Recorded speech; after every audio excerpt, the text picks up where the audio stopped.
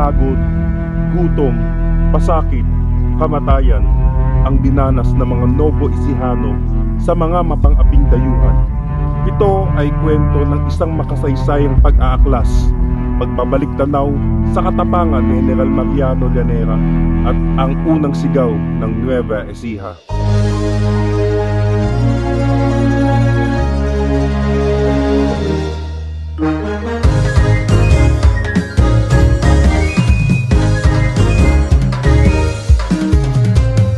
Ang Nueva Ecija ay mayaman sa kasaysayan at kultura, nakilala bilang bangan ng palay sa buong Pilipinas. Sa likas nitong ganda at sipag ng mga Novo Ecijano, naging sentro ito ng pagsasaka sa buong bansa. Masaya at tahimik ang payak ng pamumuhay ng mga magsasaka sa pagtatanim ng palay sa kanilang ikinabubuhay. Ngunit meron din itong madilim na karanasan sa lipunan at naitala ang Nueva Ecija sa mahulay na bahagi ng ating kasaysayan.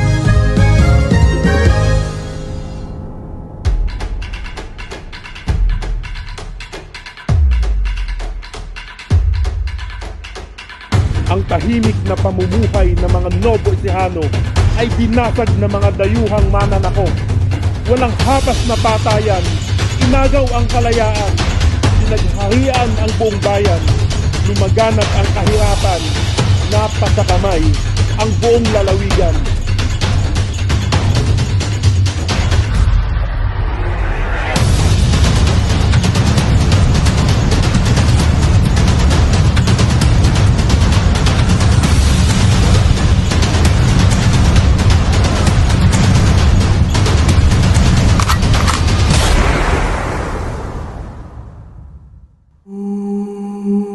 Lungkot, galit, takot ang nadarama sa mga panahon na iyon.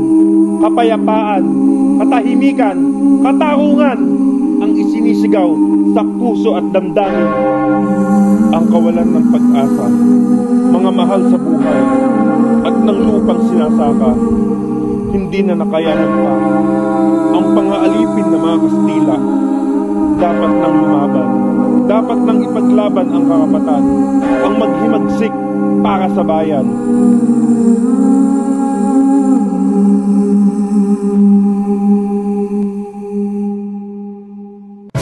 Taong 1896, ikadalawa ng Setyembre, ikalabing-isa ng umaga sa bayan ng Cabiao, kanluran ng San Isidro.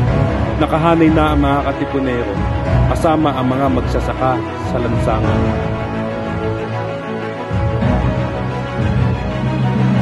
Tumindig si General Mariano Llanera, pinamunuan ng planong salubungan. Tumugtog ang nakahirelang banda musiko bilang pangaharana sa pamahalang Espanyol. Nagsimula nilang nilisan ang Cabiao patungo sa San Isidro habang iniwawagayway ang banderang pula na tanda ng paghimagsik laban sa mga Kastila. Umalingaw-ngaw ang galit sa puso ng mga katipunero, ang madugong sagupaan sa harap ng bahay pamahalaan ng San Isidro.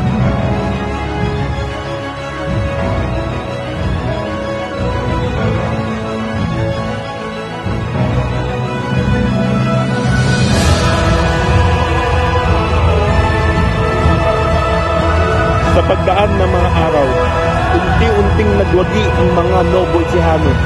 Malaki ang tulong ng pagtugtog ng banda 76 sa panlilinlang sa mga Kastila.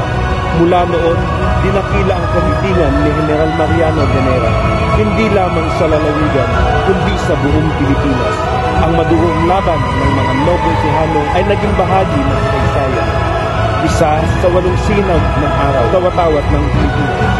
Ito ang kasaysayan ng kalayaan ng Nueva Ecija. Ito ang kwento sa bandilang itim ni General Mariano Llanera, ang unang sigaw ng Nueva Ecija.